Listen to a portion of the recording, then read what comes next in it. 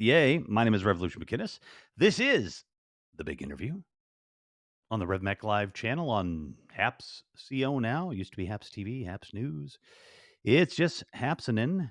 It's happening here, and it's still happening here, and it's happening here in a really new and unique way, I think, with a big focus on creators. So if you can figure out how to sponsor me, please do so. It used to be pretty easy, and maybe it still is. I'm not usually Yes, I can't hear you yet because I don't have you up here yet, but you might not. We'll get there in half a second. That's good to see you in the chat, though. Yeah, the system is still being built out. I guess we're in double secret beta now or something. But anyway, listen, my name is Revolution McKinnis. As I said, this is the big interview. We're on Haps. Haps, I guess. It's just Haps. And I am super stoked to have probably my closest friend on the planet. Well, physically and maybe no, I do have some friends in this neighborhood and spiritually. But Dr. Dominica McBride and Dominica and I have been working together for, I don't know, almost a decade on a project back in the day. And then this project she's had for the last 8 years or so, which is called Become. So we're going to talk about that. And we might even talk about the past. We'll see. So let's bring her up.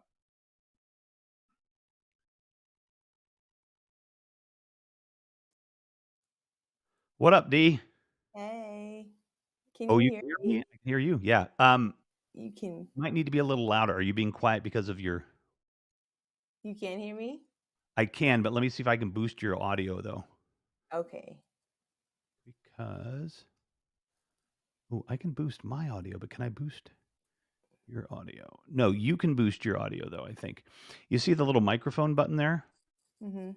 Click on that pop-up button, and then auto mic volume. Unclick it and just pull your volume all the way to the left. Auto mic volume. Okay. Turn it off, and then pull it all the way Speaker. to the right. I'm sorry. Okay. Yeah. Now, go ahead and talk. Okay, can you hear me? Yeah, I can hear you, and it's not over-modulating, so we'll see if that works. Okay. All right. Good.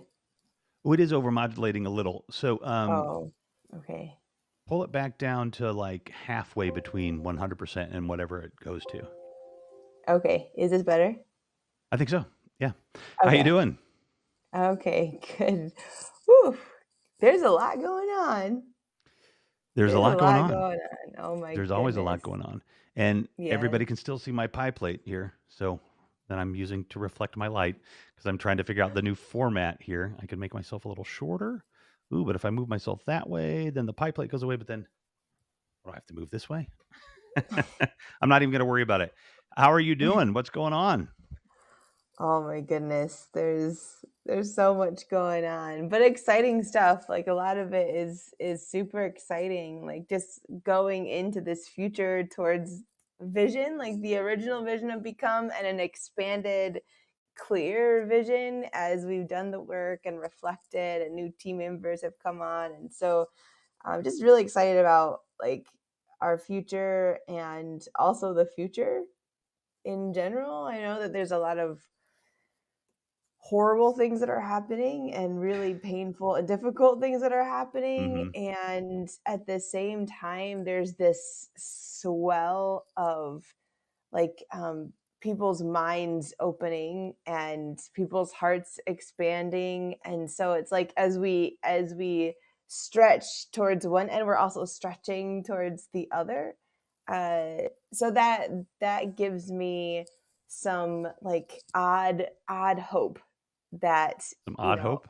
yeah, I like some that. odd hope, right? It's like it's ironic, right? But that the stretching towards the positive is strong enough to pull us all um, this way. Yeah. Well, I think it's hard to not sound, I don't know, dismissive, I suppose. This is gonna drive me crazy if I'm not, like, lined up correctly here. Hang on a second. It's hard to sound and it's like, I'm not really straight. The whole thing's bothering me a little bit, but I'll be fine. It's not really, it's not meant to be dismissive, but because there is a whole lot of horrible things going on in the world. I mean, and in this country and in every issue that you deal with, that we deal with, become. But, and I know that's not always the best word, but, um, it's been that way for like 4 million years. Since we crawled up from the out of the trees and started to try to walk upright or whatever, you know what I mean? We had a very horribly unequal system that carried through pretty much still till today, where one dude sits at the top and beats the crap out of everybody else and they comply. That's kind of like, the way humanity has been run for a long time. And I think we're actually starting to maybe see that start to change. I think we're It's starting. falling apart.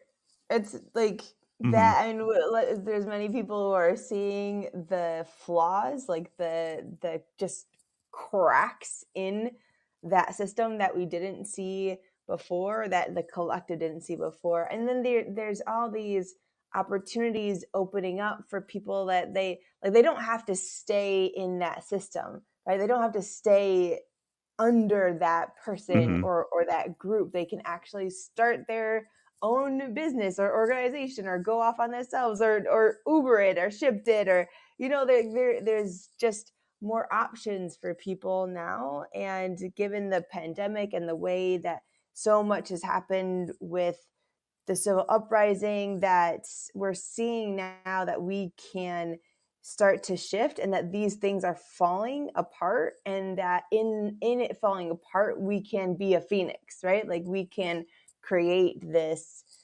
um new society, new structure, new way of doing things. So it's devastating and exciting at the same time.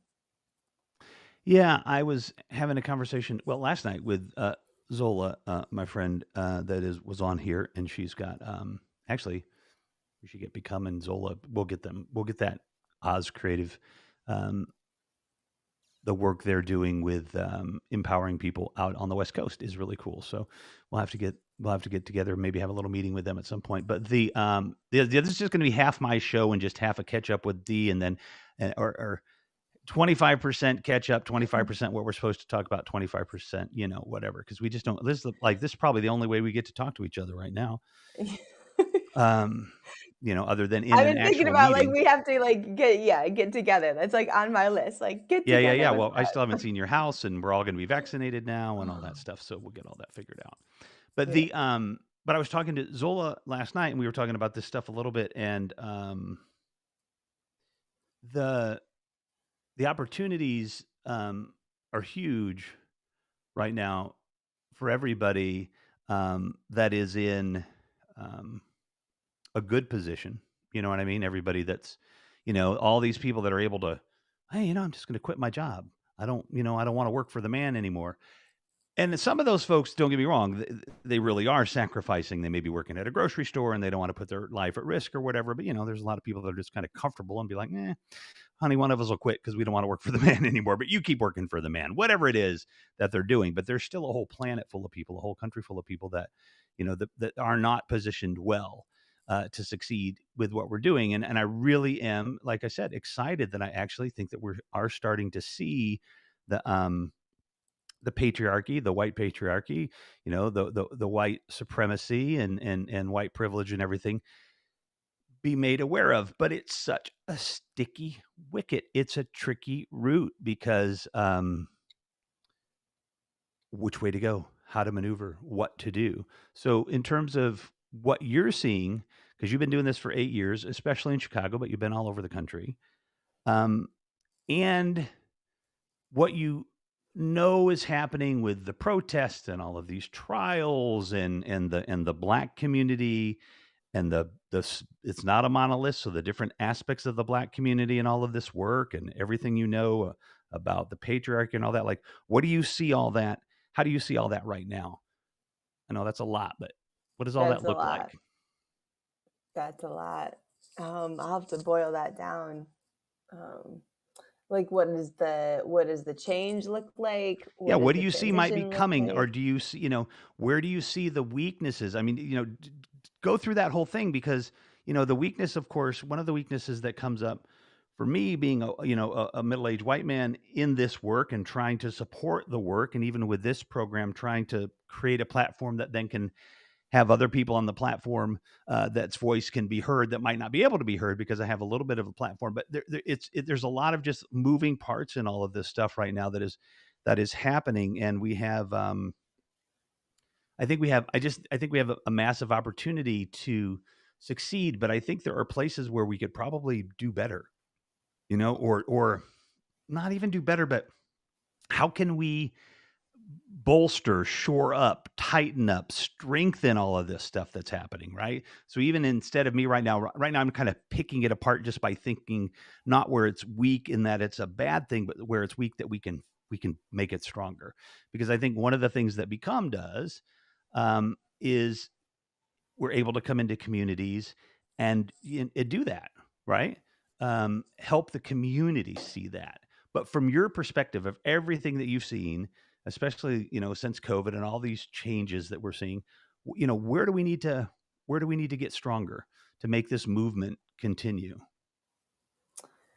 Yeah, well, there's different directions that we can go with that, but I'll go in the direction that Become is going. And just to introduce Become, like we Hmm. are a nonprofit movement building organization, and we have a toolbox of really cool skills and strategies, including like strategic planning, culturally responsive evaluation, training facilitation, to basically build up the skills and the hope and the will of the people in a community and the institutions to build that collective power to move in a common direction to create the reality that they want. And A big part of that, like when we're thinking about what to strengthen, where do we need to go, what do we need to focus on right now, like I think a big part of it is like strengthening how we see ourselves, like as people who have uh these painful collective and personal experiences based on what the structure has created. So I don't want to just say blanket people of color or LGBTQIA or or oppressed identities, but like people that are bringing this pain because of this structure. And that we need to unveil, like lift up the veil of our potential, like be able to see our potential, because there's this veil that's been put over our eyes that we are only limited to doing XYZ, right, based on whatever stereotype or based on whatever need that the corporations have, or this 1% group has, or whatever it might be, that we're able to lift that veil and see, like, wow, there's all this possibility and we have so much power already. Not that we need to get power, we need to shift power, that we have so much power within ourselves and within our community, within our circle and our family, our friends, that we can galvanize that within ourselves and with those around us to transform reality. That collectively we can create our dreams, and we don't have to rely on anybody else, and we can do it with what we already have right here with us. And this is just like a super small example, but like my mom is amazing at like at remixing like spaces.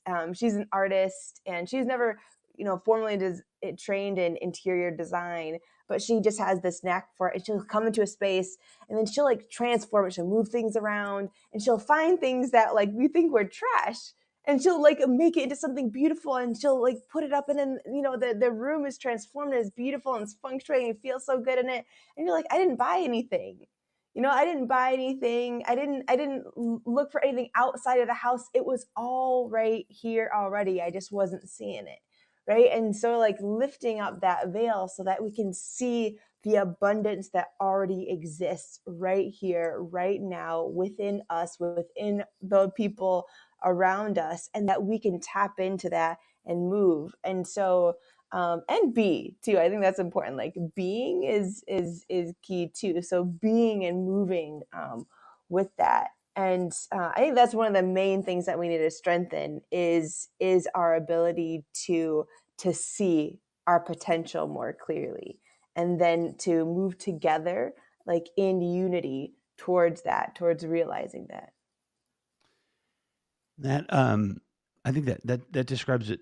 That describes it really well. The communities that become is focusing on, um, and the communities that become is focusing on is are they're marginalized communities. They're Black and brown communities. We've got the South Side of Chicago, the West Side of Chicago, and we've done work across the country. All of those things that you said, hey Willie, all of those things that you said are applicable to anybody. You know what I mean? To all of us, right? We can take all of those words and make them applicable. In in the Black community, I think you and I years ago, I remember it was like, I know it was December, and we were at some event, and it was super super cold, and we were done with the event. We were driving back. Remember that old car that you had, and we were driving back. This is like a long time, folks, ago. I might have had hair then, even I don't remember. But I remember that we had this kind of conversation around militantism. You know what I mean? Being very militant and Hmm. insular. We're going to, put walls up around, metaphorical or God then Trump, right? Maybe real walls around the Black community and just do it all ourselves. You know what I mean? Just focus in on ourselves, and then obviously the varying degrees of that, different. But Zola and I were having that conversation too, because I was taking the conversation in a certain direction that definitely was talking. Although we were talking about dance, and we were talking about body image, and we were seeing, thankfully, a whole different world of women and men's bodies and shapes, when they're dancing. And I was kind of saying, well, that's great, and it's wonderful that the powers that be, or whatever, that people are kind of getting in there, and we're starting to see that. And I think she would acknowledge that that is cool, but she's like, yeah, but that's not what we need to do. What we need to do is just create our own institutions, create our own spaces, create our own things, to really get that stuff done. And I think that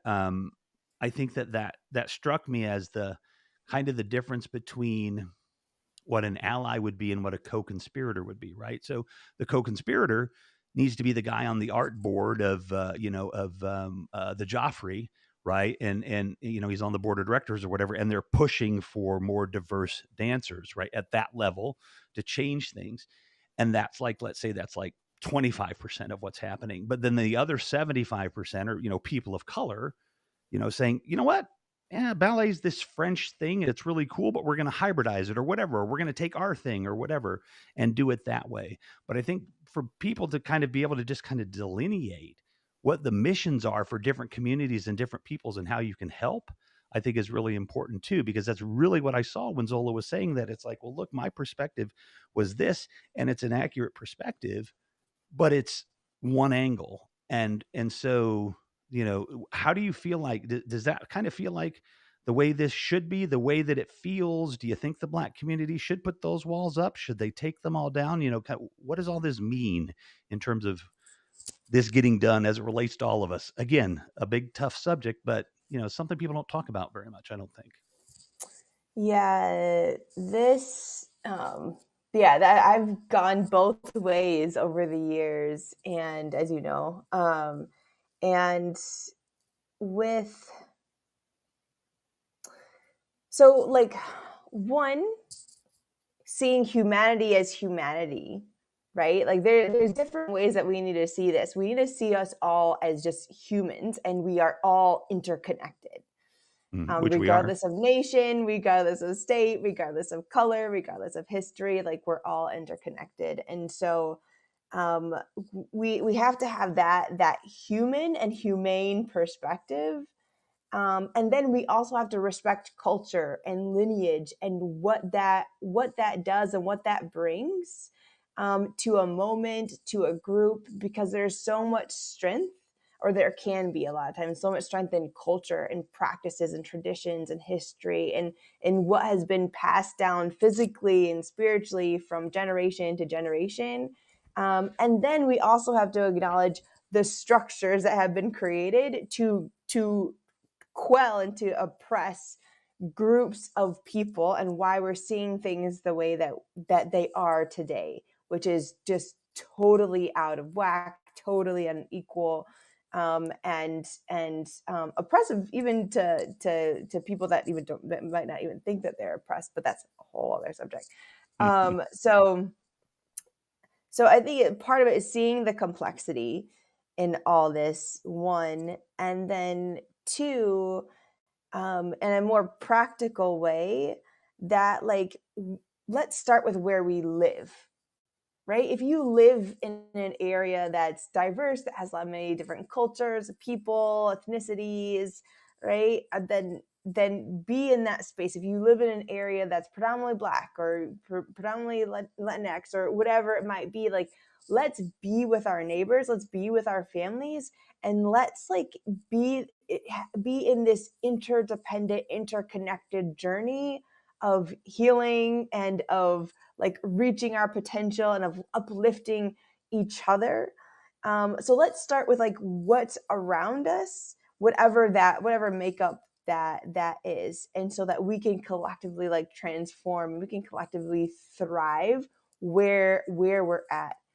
And so there's an example is in history where people thrived where they were at, and then it was destroyed. So when you talk about Tulsa, Oklahoma, talk about like Black Wall Street and what happened there, like people were there and they had created this thriving neighborhood for themselves, thriving Black businesses, close connected, like they were doing really, really well. And then community members, not community members, people from outside of the community, so the white people in the surrounding area came in and then started causing havoc, right? There was, I don't know if it was jealousy that or if it was just straight up racism, whatever it might have been, but started to tamper, and then that eventually led to the government then bombing Black Wall Street. Then it's over, right? Like it's decimated. And so we want to make sure that doesn't happen again, that we can create in our spaces and our homes and our neighbors and our blocks, like we can create that mecca, that thriving area, and that nobody else is going to try to come break that down, right? That we're protected, and it's not a wall that we want to put up, but I think it's this consciousness that we want everybody to have, to where they're happy that this group is thriving and this group is happy that like they're doing all right too, right? So it's like this interdependence, and that's why I tapped into like that humanity example. Like, okay, I'm happy that you're doing well. You know, like how can we all be like happy that the other is doing well? And so part of what becomes direction is to facilitate that transformative, that collective transformative journey in place, right? On the block, in the neighborhood, and then facilitate a movement around communities to where people are happy that there's that this community is doing well. You know, like that they have love for that community, that they see the interdependence with them doing well and us doing well, right? That they are like in that truth of the underlying love that exists, and they're tapping into that. So that like in lived space, and then the movement around, to have a different consciousness, right? And to tap in to our next level of being human. Well, I like that because that's a theme I talk about a lot. That next level of being human. And actually, I had an interesting discussion about it fairly recently with somebody that was a little would take that conversation the wrong way, and legitimately could, because you could think about trying to be something better than, and that, that makes it could be thought of in a negative way, but in the way that you put it there, and the way that I like to think of it is, and it really is what kind of led me down this the way that we started this conversation, that I started it off, is that, and you've talked about it. I use the stereotyping example all the time of why stereotyping is extremely important to us today, why it was extremely important to us in the past, and why we need to dismiss it in a lot of instances, and just to quickly do it. Um, if you had to, if just think about it this way, if you had to think every time you had to sit in a chair, um, that would really be tough, because if you looked at a flat surface that you could park your butt on and can just park your butt there every time and sit, no brainer. But if you have to look every time and think, can I sit on that? Is that something one can sit on? And then you have to, or a coffee table in a rush, right? I mean, so you kind of stereotype these things that allow you to do things, right? It's like you meet a lion in Africa and he almost eats you, and you're like, whew, and you run so hard you get to India, like, whew, no more lions, and then you see a tiger, and you're like, oh, ooh, that looks just like the lion. I'm gonna stereotype that this thing and assume that it's just like that other thing and it's going to eat me and I'm going to get the hell out of there. So, you need stereotyping for stuff, but we stereotype, we have implicit bias, we have all of these things, that are in our heads, that are in our subconscious, that evolution gave us in this, in this random way that makes us who we are, but it makes us weak now to use stereotyping in ways that it's not wasn't designed for anything, but to use stereotyping in ways that would be negative, right? I mean, if I have implicit bias, and I have bias when I walk into a room, just a room, doesn't matter who's in the room, I need to know that my subconscious is going to be going like, oh, what the fuck? Oh, there's other people in here. I'm scared. Like, well, calm down, subconscious. I can handle it. You know what I mean? This isn't the savannah 50,000 years ago, and it's not a tiger. I can handle this. So, I go up and I talk to you, right? Ooh, maybe I'm feeling a little now. Ooh, my subconscious is really pushing back, and I'm like, oh yeah, this is kind of weird. And I can just say to myself, wait a minute, yes, they're different. You know what? A good kind of story for the power of that was the first time I sat across somebody that I knew had murdered someone. Like, I was like, whoa, wait a minute. You know what I mean? Like, shit. You know what I mean? Like, that's pretty heavy, right? This person isn't capable of killing somebody they have. You know what I mean? And that's different, because you can sit across from somebody you think is capable, but it's the first time you sit across from somebody that has. And I mean, they were out, they were free, and they were guilty. You know what I mean? They're not denying what they did or anything, but they had changed, they had transformed, they had become an amazing person, actually. But that you can get that. Your brain can just be like, I don't know what to do here. And that's where you just have to get rational. You have to get logical. And you have to say, oh, slow down there a little bit and try to be better than what we evolved from, right? Just try to be better. Try to definitely be better than what we evolved from, right?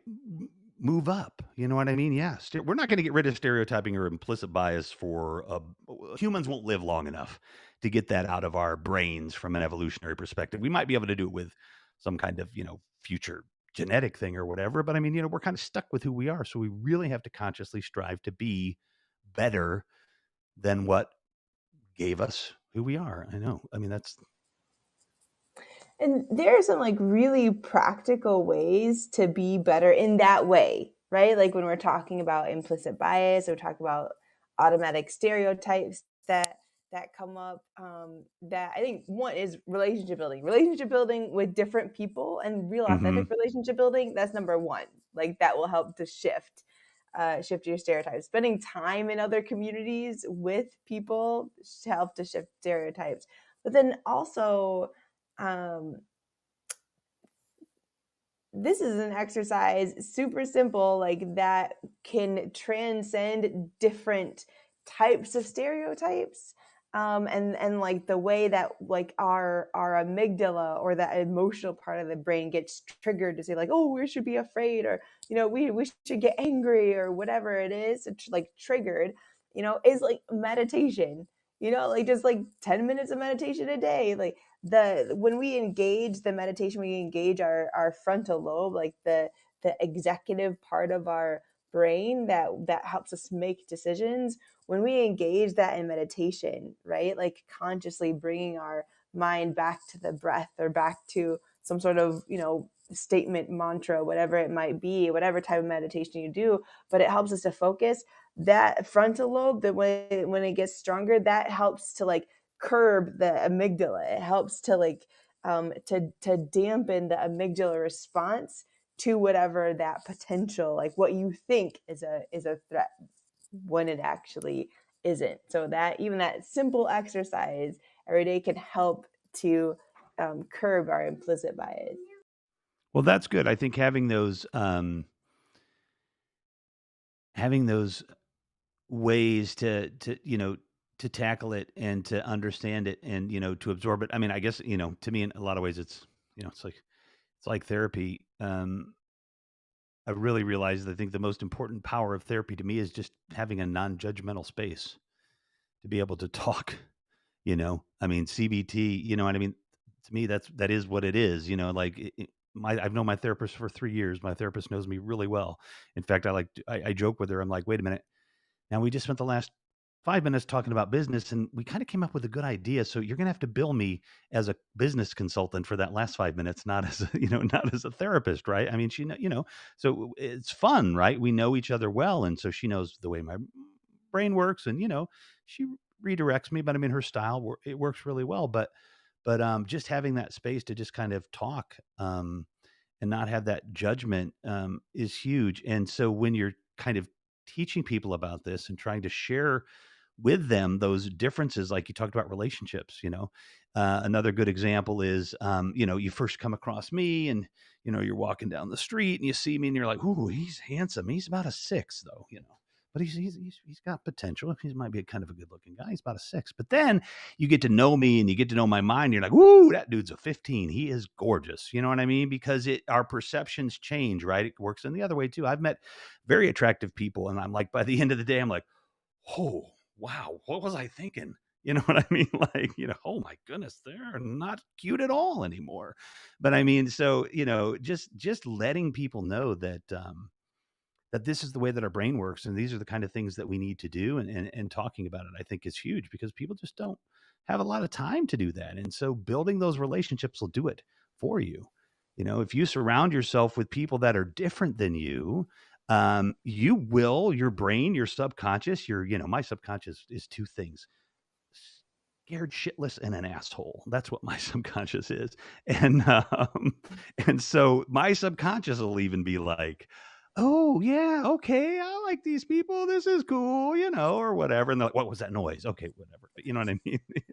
But I mean, yeah, relationships are huge. You make connections with people. And I was talking to a parent on the playground the other day and about my daughter Alex, and like, you're in New York. You live in New York. You're in school in New York. Form your connections in New York. Do everything New York. When you come home, don't think about coming home. Think about going back to where you used to live. And New York is home. You know what I mean? Set all these roots in this place and get your brain in the mode if that's where you want to be. And getting people into that mode of that's where you want to be is just so much easier when you can build great relationships with people. It makes a huge difference. It's, send your kids to Europe if you can afford it before they grow even to college, because they'll know then they could go somewhere else. You know what I mean? Do certain things with your kids, give them opportunities if you can, so that then they will remember that they know that they can have that opportunity. So, so when Become is trying to, um, 8 years, right? I don't know. Is it our ninth? Will we be 9, doing it's coming up on 9. so January? That will be into our ninth year. January So 4th, it'll be that'll be 1 year 9 until our 10th years. anniversary, right? Which is why I mentioned in the meeting the other day we need a committee working on that 10-year anniversary thing, because that needs to be a year of celebration and growth and experiences then too. So, but the with the work that Become is doing, and I know you kind of briefly explained it, and I still use that thing of if you want my elevator pitch, we can push the button and stop the elevator for 45 minutes, or we can just go have some coffee and talk about it, because Become really does do a lot. But it's kind of specifically what we're talking about coming up on Giving Tuesday, coming up on the work that Become is doing right now. having everybody have a bit of an understanding that what Become does in its in its in its larger mission is like you said, bring that toolbox to people, communities, and even governmental entities and foundations and stuff that really do what you and I have just been talking about in terms of relationship building and understanding how we are and understanding communities and everything, and it does it in a very effective way, which is called culturally responsive evaluation. So kind of explain that concept of culturally responsive evaluation and maybe into the culturally responsive practice, kind of what Become has become, and then we can then I think talk about what Become is doing right now. Yeah. So culturally responsive, I'll just start with practice in general Okay. because evaluation, I won't explain all of what evaluation is right Yeah, we now. don't Maybe we right. want to go into that a little We bit, can do but it now, right? Oh, this is good. This is the first time I've seen it done without doing the evaluation first. So, all right, very good. Go, go, go. yeah. So culturally responsive practice basically says, let's ground ourselves in the people, right? Like not in the thing, not in the program, or not in the grant, or not in the organization. Like let's ground ourselves and our work in the people, and that means like their culture. So the values and dreams and practices and day to day lives of people. Like let's start there and build with that, and then let's actually like be in relationship with people. Let's engage people. I mean, a lot of times, especially when you're talking about marginalized communities, like people have been left out of decisions that affect their lives, their day-to-day lives, and the trajectory of their lives, and their children's lives, and their children's lives. Right? We've been left out. They're purposely excluded from those conversations. Let's flip the script on whatever process we're in. If we're teaching, if we're developing, doing community development, if we're doing evaluation, like let's flip that script in our process, and let's say, community, like you have decision making power. Like let's do this together, where you are leaders in this process, and let's heal from that standpoint and that journey. And then it also says that we recognize that the context around us, that the policies, that the um,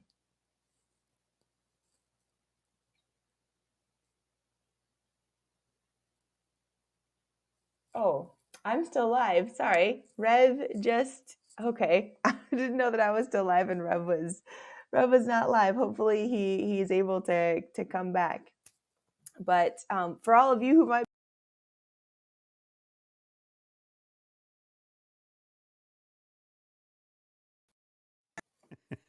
oh, we're back. We're We're back. back. I was always there. You were just by yourself. See, that's like the first time I've done Oh, that. So I didn't realize that when I pulled myself off stage, you couldn't hear me anymore. Because in the old system, you would have been able to hear me. I would have seen that, we would have seen each other and everything. So I pulled myself off because my camera, I accidentally shut it off with my other phone with the remote. And so my camera had gone off. So, but anyway, keep going. You were grooving. okay. And then the third part is that in whatever process, if we're trying to change something, if we're trying to fix something, that's social and that has to do with people who have been marginalized, groups that have been marginalized, then we have to recognize the root of that marginalization. We have to recognize the root of the behavior, whether maybe we're seeing violence show up in the community. We have to recognize like that violence is not just that like those people are violent. No, that violence has a track record, right? All the way to political decisions.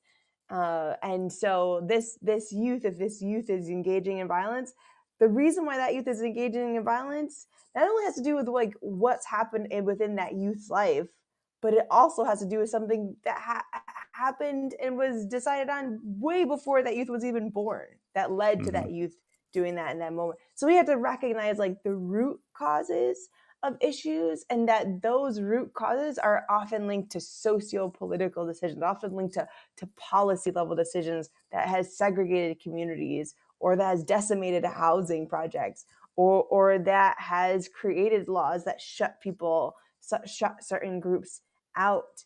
And so we have to recognize that in the process and know that if we really want to solve that problem, if we really want to change that issue, then we have to go back to what is really causing it. And so, in short, like culturally responsive practice attends to culture, attends to and respects culture, partners with community, and addresses the context in a real way.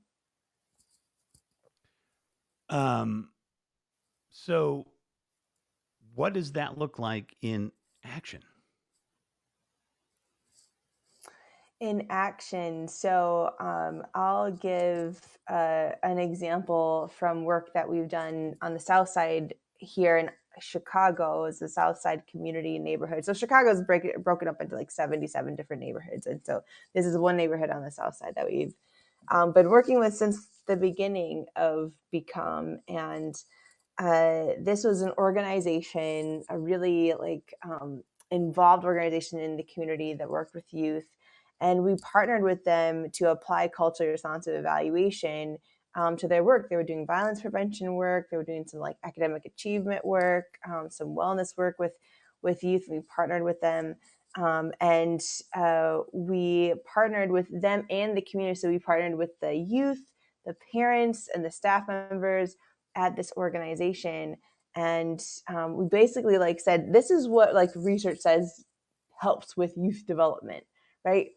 What do you think, right? Like, does this fit with you? Like, what is happening in your lives, and what that's contradictory to this, or that's fitting, or that you like want to welcome it? And we had conversations about like what works, what fits, what doesn't fit, what doesn't work, what are they actually experiencing on a day-to-day basis that they want to bring. So we learned about the culture, right? The culture that the youth are in from day to day, their experiences, the parents' experiences. And we also like built relationships with them over time. So we led this community evaluation team of youth, parents, community members, staff members, where together, that's partnering with the community, they made decisions around the direction for the evaluation, the shape the direction for the program. And all throughout this, we also were tending to socio-political dynamics. So in throughout the time and working with them, like one of the things that had come up was that there's a governor. This was a governor before Pritzker, Rauner, that he had made a decision to cut funding to certain areas, to cut funding to youth development, violence prevention, some other key areas that people really needed. And these areas were deeply affected this community. And so we used the data that we were working with, and we gathered more data, and we also partnered with some IT professionals to create a community hardship index, and we created an advocacy report to then say like, hey, this decision is exemplary of a lot of the other decisions that have been made that have created the situation that we're in right now with inequity, with groups not getting the resources that they have a right to. And so that was like, okay, let's use what we're doing to act on the context and what we're facing at this time. But some of the things that came out of this process, like I'll just name one, was a parent council. And this parent leadership council, like they were on fire. Like they raised funds to transform a kitchen that was in this organization that transformed to a community kitchen. And that community kitchen went on to provide culinary arts programming for youth, used to do other community events. And so that's just like one example of like culturally responsive practice or culturally responsive evaluation in action. I'm just tweeting out some stuff here about our conversation, so that's why you see me looking down. Okay, so what is what is on the horizon? What are you trying to do? I know the community that you're talking about is Auburn Gresham, and that you have just been talking about, and the work of Become that we've kind of laid out this idea around a culturally responsive practice, and then how that can be kind of put in motion with one organization in kind of one community. Um, there's a community level idea here. Um, the next step, in a way, it actually isn't the next step in actually the way that we do it, but for us, for our little progression here, what's the larger um, promise of what Become can do for a community at a community level? What we are leading towards now, because we've done organization level and block level change, and so we're leveling up now in our work, in the work that we will be leading as an organization, to focus on a whole neighborhood and to focus on collective transformation within the boundaries of that neighborhood. And so we deal with social transformation, not necessarily like building transformation, building as far as physical structure, like the physical makeup of the community, but social, like how we relate to each other, how we relate to ourselves, how we relate to the world around us. And so we want to lead, or we're moving to lead these transformation efforts within communities, and we're starting in Auburn Gresham, and really excited about that. There's so much talent and wisdom uh, in Auburn Gresham. There's some really like core strong institutions in Auburn Gresham, so they have such a great set of strengths to build with, for this transformation, and to just be like this shining light, like this example of what is possible. So we're looking forward to like catalyzing that, to fueling that, to uplifting that. And so that's on the horizon, is like us like leveling up with the focus on communities, on whole neighborhoods, as well as the city too. We've done work, like as Rev said, like nationally, in the city, but we're starting to get even, or create even stronger roots in the city, and have this movement building focus across different neighborhoods in Chicagoland, and then hopefully we'll build offices in other cities, so we can do this in other cities. But yes, the next 5 years we're really going to root in Chicago, and support communities that they can uplift themselves to where they want to be, just to that we can help to make their dreams, their collective dreams, come true.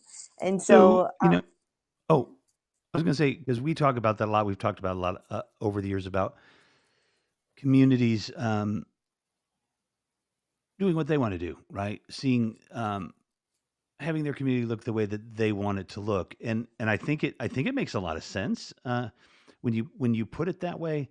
But even from a program success or efficacy, or you know um, standpoint, when you are trying to help someone, and you are putting all kinds of constraints, limits, different cultural ideas, all kinds of burdens upon what you're trying to do, which is just help someone.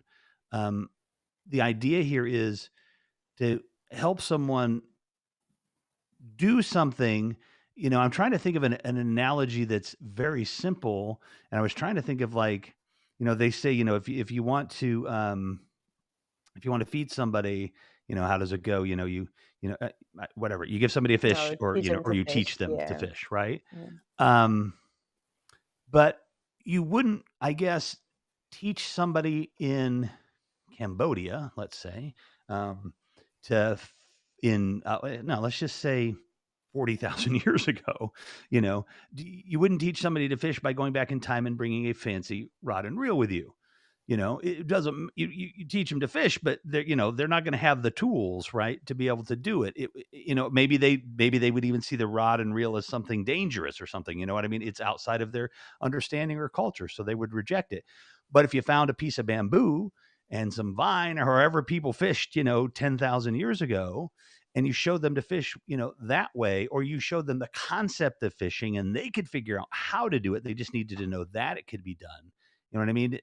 That kind of thing plays a huge role in whether you're going to be successful or not in terms of trying to do something in a community. I know that that's an analogy that I need to now try to develop because I would love to be able to explain it with something that way in a way because we do say it a lot. The communities should and we try and we want to help them create the kind of community that they want.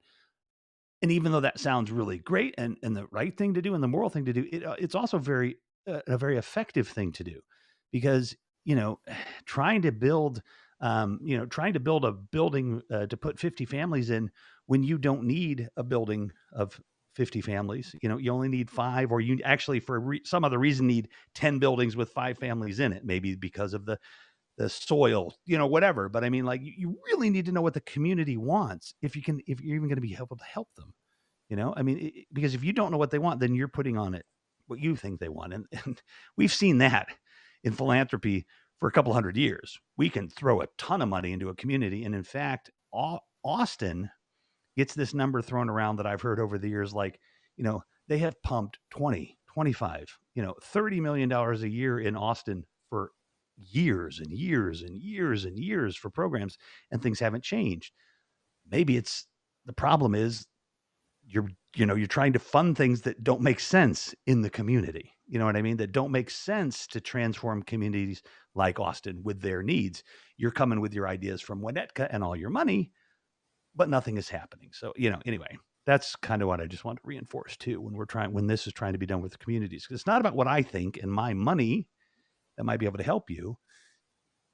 Here's my money, and then here's become with a way to show me, the person with the money, how important it is that the community transforms itself in the way they want to do, and why that should be important to me, because if I want my money to actually do any good, this is the kind of approach that makes sense. Yeah, and that's one of the things that we are doing through an initiative called Maximizing Impact for Community Transformation. Initiative came out because of COVID. We developed this as a response to COVID, but basically using data to help to make sure that nobody's falling through the cracks. And so we're working with partner organizations in South Shore and Auburn Gresham, to start to reach out to people to see, like, what is it in this time, of like tragic loss, of historic loss, like what is it in this time that you're experiencing, that you've gone through, that you need, that you want, the ways that you've been resilient, right? Like what we can build on. And so really like grounding in this moment and what people need, and the holistic needs too, like not just food or a job, but like mental health or parenting during this time,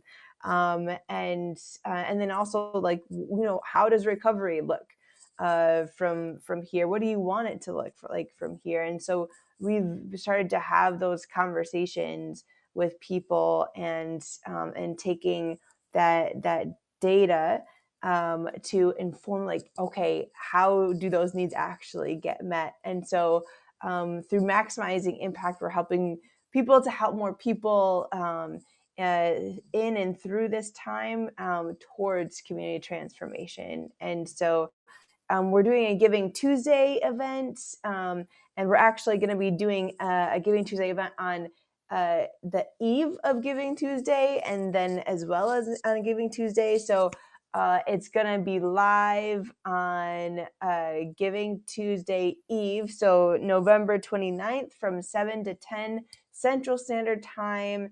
It's going to be awesome. There's going to be Malik Youssef, Mariah Mark. There's going to be... oh my goodness, Hey, who else? Michael. Dania, Yep, Dania. Denise, Africa, Porter. We're gonna have a number of artists who have signed on. Jamal Cole is gonna speak. We're gonna have Hey, Rhyme Bobby. Fest. So there's gonna be so many talented artists who are gonna perform, who are gonna speak, very powerful community activists speaking. So please join us. You can join us on our Facebook page. So that's Become Inc. So I Become Inc. Facebook. So we'll be live on Facebook. We'll be live on Rev's Twitter page. We'll also be live on my page, Dominica McBride. You can search me on Facebook. So we'll be streaming in these different places. So be anywhere between 7 to 10 on Monday, November 29th, getting ready for Giving Tuesday. So you can donate to Maximizing Impact. You can donate to our transformative work in communities and our movement building work to get to this reality where we're actually seeing everybody uplifted. Hey, I just invited Bobby and Michael. I know it's late where you are, Bobby. You guys don't have to come up, but I just wanted you to know that you could, especially because we haven't seen everybody from HAPS, lately. So if you want to come up and and just say hi, feel free to. If you don't want to, not a big deal. But the but you're always welcome. The Giving Tuesday. And oh no, I'm sorry, the event the day before. So I was just thinking in my mind, like you've got six, you got like 6 Grammys and like 8 Emmys up there that I know about, just in terms of like amazingly talented people that will be on that show. For Become, and the spoken word poetry of Malik Yusuf, and even Africa Porter, and the work that she has done in communities, with their film, the Emmy Award winning film around violence in Chicago. There's just so much. I'm talking about star power that is real star power, because these are people that are making a difference in their community, in big ways. So there's going to be a lot of interesting people on there on that night, and I bet you guys are really looking forward to that. We're super excited about it. There's just such potential with the artists and the speakers and the community leaders that are going to be a part of the event, and we are really humbled and grateful that they've signed on to help support our work and help support Maximizing Impact. So again, if you want to maximize the impact of the great work that's happening so we can build even stronger coming out of this crazy time, the pandemic, please go donate or come to our Giving Tuesday event, November 29th, between 7 and 10, again on our Facebook Live page, Become Inc., and Rev's Twitter, as well as my personal Facebook page. Yeah, and if we had RMTP or whatever that is, we could do it on here. This is just a day for fun and some other people. I did want to say to people, if you're watching this now, if you're watching this on the replay and you didn't catch it at the beginning or something, this is Dr. Dominica McBride. I am, gosh, I've done a lot of things at Become over the years, but for the last few years, I've been a consultant and I've been on the board, and I'm doing both of those things still for Become. But Dominica and I go way back, and she had this dream. I don't know. I didn't, I met you when you were already a doctor of psychology, but when you were just a teenager, you kind of had this dream to kind of, the core of this work was already in your head in so many ways. So, so this has been going on for a long time, and I'm just super stoked that we got to be here and talk. And I might just set up another one of these in not even broadcast to just let you think that we're doing it, because that way it'll give us a chance to talk for an hour, because we never can just get an hour together. Hey, let's do a show. Oh, it wasn't really a show. I just wanted to be able to hang out. So, which is in fact the case. I didn't turn on the go button. Oh no, we're in so much trouble. And I want to know, is who's She Queen? Spaces interview. Oh yes, that would be very good idea, Bobby. Yes, a Spaces interview. Let's do that. Talk about that. Might be better. Yeah. What is the who is She Queen? Do you know who that might be? D. It's got to Oh, be one of us. is that It's got to be, Shamika? because, but the reason I'm saying it is because I I'm don't curious know. what platform they're on, because it's not telling me. Because if you notice, when you put a link up, it's not clickable. within the platform, you're a guest, you can't make a clickable link. But apparently, this outside person who I know is, probably is somebody that is on staff or consulting with us. I can narrow it down to a couple of people probably. But the flip cause link is live. It's It's Shamika. Shamika. I'm It's pretty sure it was Shamika. Shamika. The flip cause link is live. What platform are you on right now, Shamika? Are you on Facebook?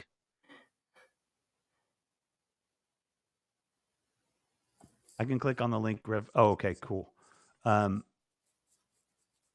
on the desktop. You're on the desktop. Oh, you just don't have a picture. That's why I threw me off. Okay, but still, yeah, it's clickable, and you're not a guest. You're just a It's because you did the HTTPS. That's why, D. You just typed it in. I just figured it out. Sorry. We've got a lot of bugs happening with the system right now, so I was just trying to figure it out. If you had actually just cut and paste or done HTTPS, ooh, and yeah, that has to do with the certificate or whatever. But anyway, sorry. But Dominica and I have been working together for an extremely long time, and we literally, this organization that she built and I helped her build started. They did add some new features. That is awesome. I definitely want to know what those are. That we have built. That I've helped you build over the years. Literally, there was no seed money. There was no, there wasn't even like somebody, like my grandpa flipping us $50. I mean, there was nothing, you know what I mean? Like nothing. And I was still technically homeless when that started, and you weren't out of school that long at that point. You weren't making any big bucks doing anything. And it has grown to I saw the budget for next year. Was that the budget that we just approved or need to approve? Are we approving that on Thursday or something? And I think it's Friday. close to 7 figures. And I just about, it's just shy, right? Just shy. And I was like, oh, wow. It's massive, for us. And every one of those dollars is well spent, ladies and gentlemen. I can guarantee you that. Lots of nonprofits do great work, but this is a powerful nonprofit that has been built over the last 8 years. I kind of like that. As we're hitting our 10th year, we're hitting about $1 million budget. That's pretty cool. That's not too bad. It certainly wasn't $1 million the first year. That'd have been nice. And I do want to say that a majority of that money too has not come from grants and donations and stuff like that. It's come from the work that Become does with other organizations, then that we're able to fund, and the work that we really, that is the longer mission and goal. So just amazing job that you have done, Dominica, to build your organization, and an amazing new team of people that, I don't know, they've been around for about 6 months or a year or so, that Become has become. So yeah, I'm super stoked to, see where the future is. Excited to be a part of the future, and it's just going to be, isn't it though, Bobby? It's really pretty an amazing story, and just really excited to see what's going to happen in the future. It's going to be fun show on Monday night too. It should be a really good time. I'm like the backup assistant. I'm like the assistant director or something. The backup, for Shamika on the StreamYard and everything, and hope everything should go really well. And she has dope hair. She does. She does indeed. And yeah, there was something. Oh yes. Do you? I want to just like call me when this is done, because I want to talk to you, and this won't keep us on the screen like when I end it. She can lend you some. Yeah, right. I know. Well, she knew me when my hair was like down to my shoulders and hardly any on the top, and I started to look like Bozo the Clown, and I said, "Oh damn, I better shave this thing off." Yeah, she knows. Oh man, she also knows I make like the best vegan lasagna anybody's ever had in their life, and oh my gosh, I was thinking about that today just because you were going to be on here. All of the things, all of the ups and the downs and the highs and lows and the goods and the bads for Become and for our relationship and for people. And I will tell you folks, if you want to live life, start a nonprofit. You want to be invigorated. Yeah. You want to be scared to death and invigorated every day. You know what I mean? Start a nonprofit. LOL, mine is straight because I burn it with my iron to get it like that. It's a frizzy. Yeah. Well, that's why, I was just tired of the flat iron on my hair. So I just cut it all off. All right, where's this Um, conversation going? well, that's what happens at HAPS, especially after, I've had my pain medicine before we started. But yes, we're going to see you on Tuesday. We're going to see you on Monday night. And then, I was thinking too, because we have been talking a little bit about those master class things and stuff like that. Even just, kind of on a personal level too, but we should think about some videos that we can do that would be good, for people to be able to resource, that we've got the capability to do. Oh, no, you're fine. You're totally fine, Bobby. We're just having fun. But the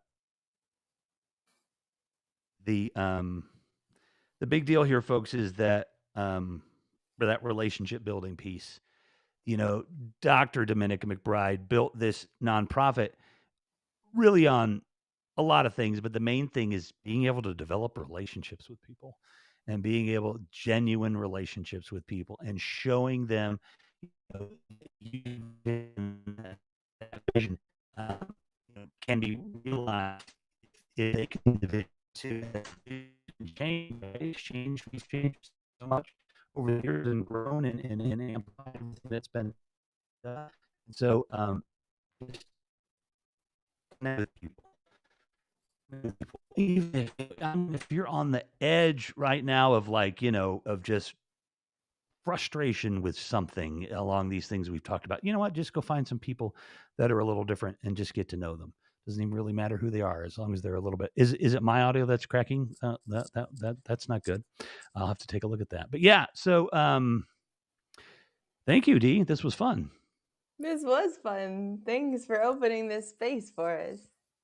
Yeah, it is. It's a fun space to be able to do. Thank you, Bobby. Oh man, that's that.